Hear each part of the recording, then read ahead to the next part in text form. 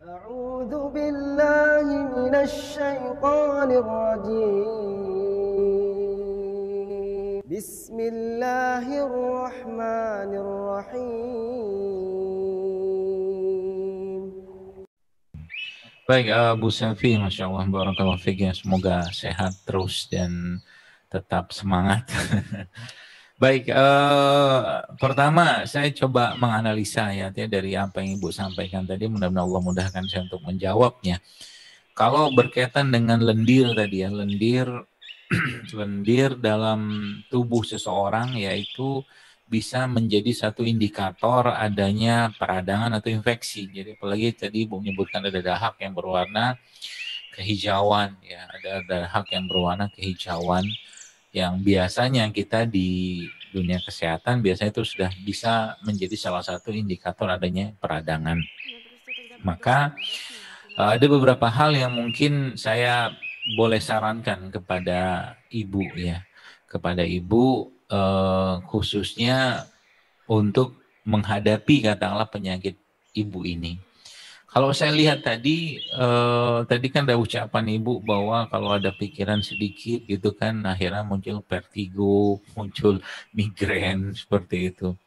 Ya manusiawi sih, ya cuman jangan sampai hal-hal seperti itu mengganggu aktivitas kita tiap hari, apalagi mengganggu aktivitas ibadah. Ya maka kalau mungkin kita runut dari awal tadi saya katakan bahwa perbaiki ruh kita, yang perbaiki ruh ibu, ya, perbaiki jiwa, nafsunya dengan cara lebih banyak lagi melakukan ketaatan. Yang mungkin zikirnya agak diperlama, kemudian baca-baca apa Al-Qur'annya juga diperlama, sodakohnya diperbanyak, menolong orang lebih banyak, ya. Sehingga nanti ketenangan yang akan didapatkan. Sebab manusia atau kita ya seperti ini tidak akan lepas dari ujian musibah, itu tidak akan bisa lepas karena akan ada terus tiap hari, dan iman kita itulah bentengnya.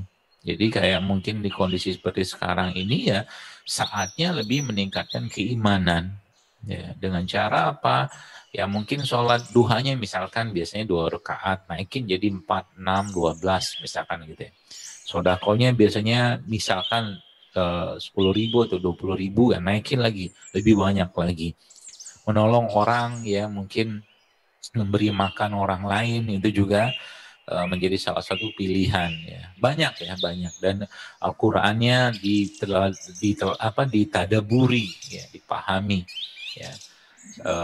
Dan doa-doa juga diperbanyak. Jadi itu hal-hal yang akan menenangkan jiwa kita, menenangkan ruh kita, dan menguatkan iman kita dengan ketaatan. Nah, lalu yang berkaitan dengan jasad ya, mungkin tadi Ibu menyebutkan tentang ada batuk-batuk seperti itu. Nah, biasanya yang saya paham ya, atau mungkin yang saya pahami bahwa lendir itu terbentuk karena memang makanan. Jadi mungkin kalau boleh saya sarankan, selain mungkin tadi Bu sudah mengatakan mau tepung-tepungan, karbo, mungkin minyak-minyakan juga dikurangi. Minyak-minyakan juga dikurangi ya, atau mungkin di stop. Minyak-minyakan goreng segala macam dalam segala bentuk ya.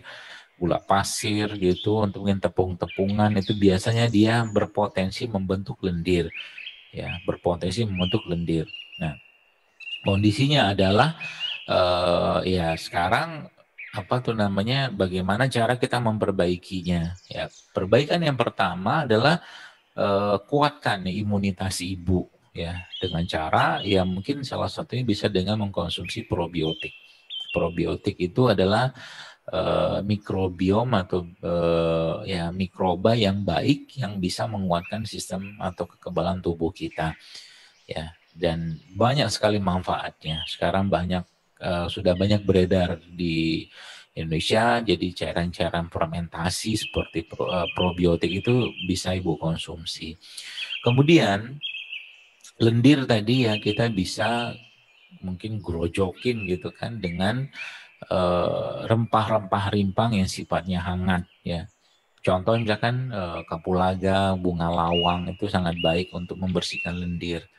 Ya, ditambah lagi mungkin Ibu bisa mengkonsumsi juga resep ya yang pernah saya tulis juga di Instagram beberapa waktu lalu ya, yang itu isinya adalah jahe, serai, kunyit, temulawak, kencur, kayu manis. Itu bisa ibu konsumsi untuk menguatkan imunitas dan menguatkan pencernaan juga, ya.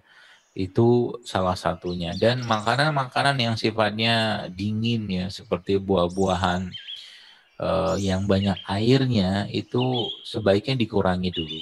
Ya, jadi yang ibu konsumsi mungkin pengen makan di rumah lebih banyak makanan-makanan yang berbumbu.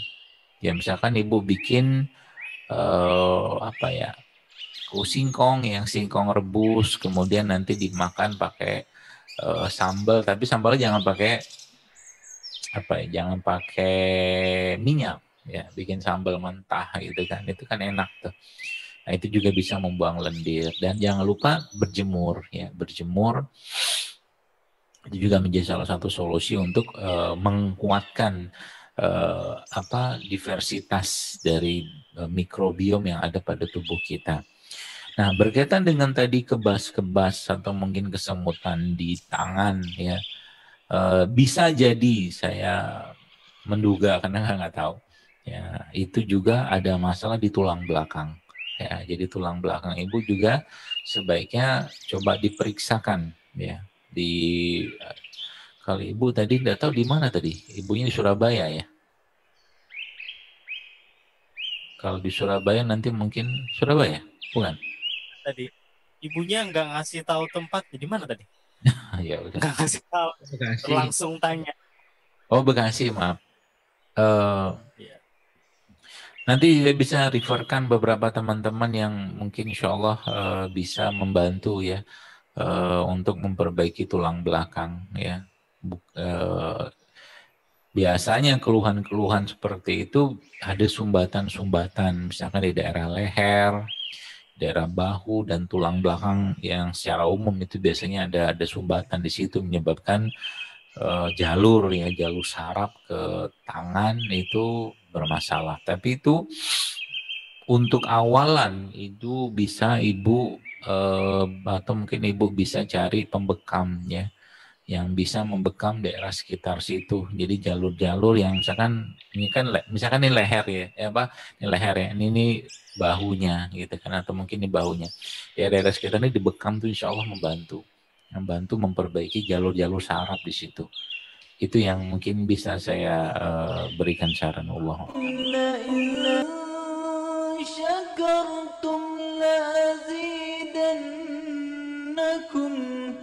ولئن كفرتم إن عذابي